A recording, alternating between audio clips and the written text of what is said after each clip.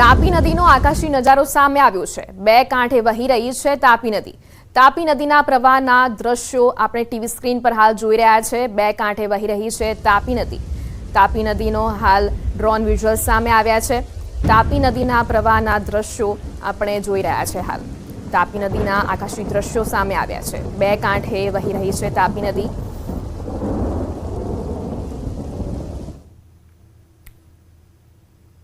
નવસારીમાં પૂર્ણા નદીના પૂરે અંતિમ સફર પણ કરી છે મુશ્કેલ। શહેરમાં પૂરની સ્થિતિ વચ્ચે અંતિમ ક્રિયા માટે હાલાકી ભોગવવી પડી હતી। ધસમસતા પ્રવાહ વચ્ચે ટ્રેક્ટરમાં નીકળી હતી અંતિમ યાત્રા। સ્મશાન ગૃહ સુધી જવા કોઈ વાહન ન મળતા ટ્રેક્ટરનો સહારો લેવાયો હતો। ફૂડ પેકેટનું વિતરણ કરતા ટ્રેક્ટરમાં મૃતદેહને સ્મશાન ગૃહ સુધી લઈ જવાયો હતો।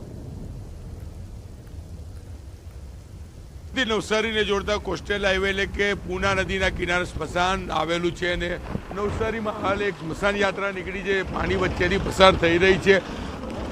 આપણે એમની સાથે વાત કરવાનો પ્રયાસ કરીશું। મોટાભાઈ, શું થયું છે અને કેવી રીતે આ જઈ રહ્યા છો?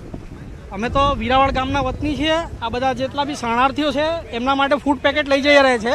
રસ્તામાં બોડી એમ્બ્યુલન્સમાં જઈ શકે તેવી નહીં હતી એટલે એમને અમારા ટ્રેક્ટરમાં અમે લઈ જતા છે। બિલકુલ જોઈ શકાય છે સ્મશાન યાત્રા છે જે નવસારી અને સુરતના કોસ્ટલ હાઈવે પર પૂર્ણા નદી કિનારે આવેલી છે કે સ્મશાન યાત્રા નીકળી શકે એવી નથી। એમ્બ્યુલન્સમાં આ બોડી અહીંયા પહોંચી છે ને હવે આ પાણી વચ્ચે ટ્રેક્ટરમાં સ્મશાન ખાતે આ બોડીને અંતિમ યાત્રા માટે લઈ જવામાં આવી રહ્યું છે। એટલે કે દ્રશ્ય જોઈ શકાય છે, ખૂબ જ દર્દનાક, ખૂબ જ ગંભીર આ દ્રશ્ય છે।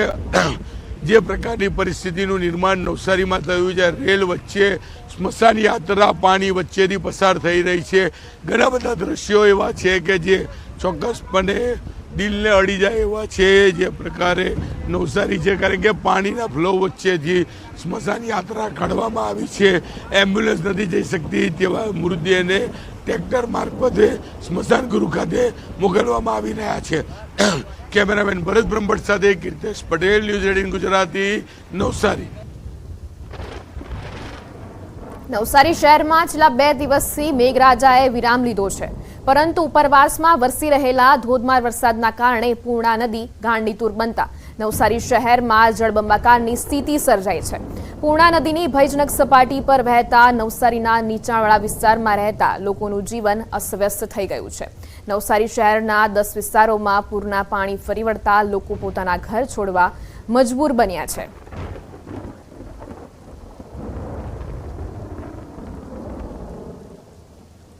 નવસારીમાં ભારે વરસાદ બાદ પૂરની સ્થિતિ।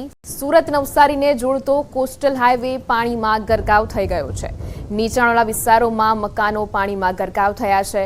પાણીનો પ્રવાહ વધતા સ્થાનિકોની મુશ્કેલીમાં પણ વધારો થયો છે। પૂર અસરગ્રસ્ત લોકોનું સ્થળાંતર કરીને ટાટા સ્કૂલમાં ખસેડાયા હતા। સમાજસેવી સંસ્થાઓ આવી પૂર પીડિતોને મદદે પહોંચી હતી। તો સુરત નવસારીને જોડતો કોસ્ટલ હાઈવે પાણીમાં ગરકાવ થયો છે। નીચાણવાળા વિસ્તારોમાં મકાનો પાણીમાં ગરકાવ થયા હતા।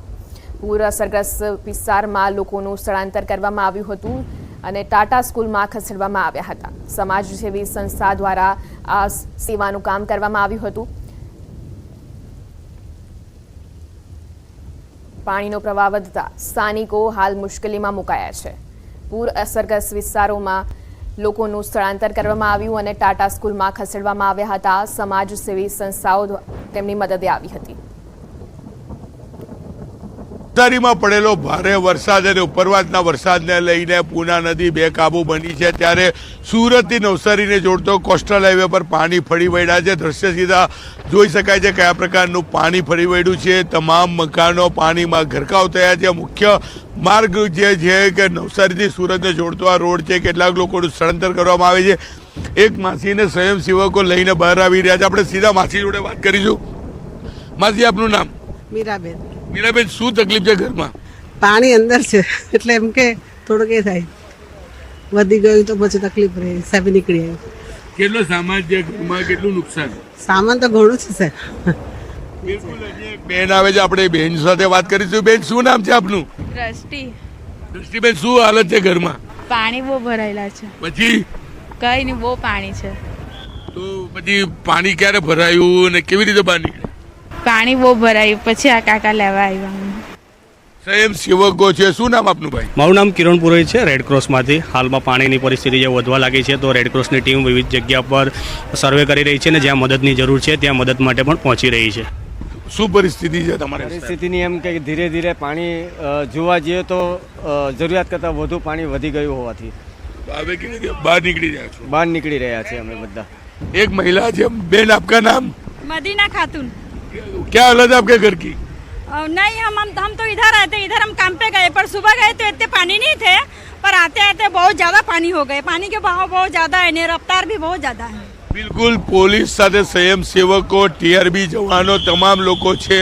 શું પરિસ્થિતિ છે આગળ? બહુ હાલત ખરાબ છે. કેટલું પાણી છે? બહુ વધારે પાણી છે. બધા બાઇક તણાઈ ગયેલા છે અહીંયાથી. કેટલા લોકો ફસાયા છે અંદર? ના, ફસાયા કોઈ નથી. આ પેલી બાજુ છે બધા, બાકી રોડ બંધ છે બધો. રોડ બીજો બંધ છે. બહાર લાવી રહ્યા છો હા. તમે?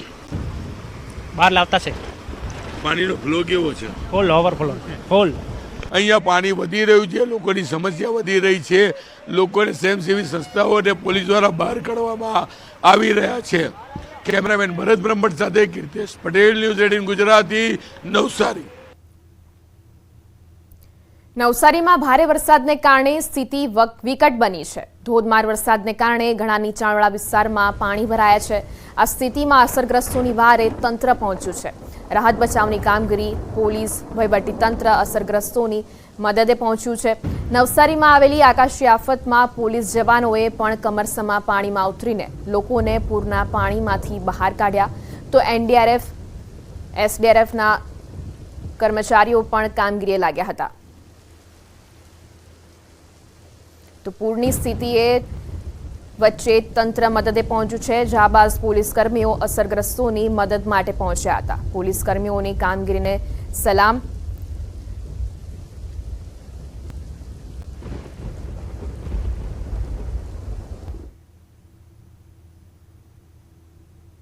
તો સમાચારોમાં હાલ સમય છે વિરામનો. આપ જોડાયેલ રહો ન્યૂઝ 18 ગુજરાતી સાથે.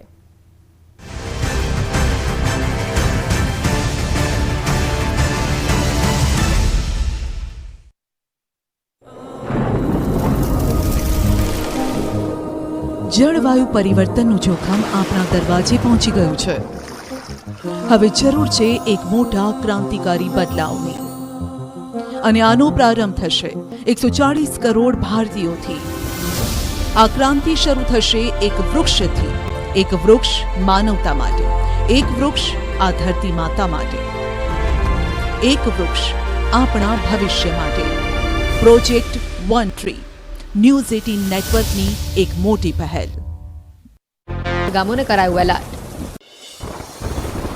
વડોદરાના ડભોઈ પાસેથી પસાર થતી દેવ અને ઢાઢર નદીમાં ઘોડાપૂરની સ્થિતિ. ડભોઈ તાલુકાના 17 ગામોને એલર્ટ કરાયા. દેવ ડેમમાંથી પાણી છોડાતા કરાલીપુરા, ડંગીવાડા, નારણપુરા રોડ ઉપર ઢાઢર નદીના પાણી ફરી વળ્યા. કીમ નદીનું જળસ્તર વધતા સુરતના ઓલપાડમાં જળબંબાકાર, વરોલી, ઉમરાછી સહિત અનેક ગામોમાં પાણી ભરાતા ભારે હાલાકી. લોકોના ઘરમાં પણ પાણી ભરાયા.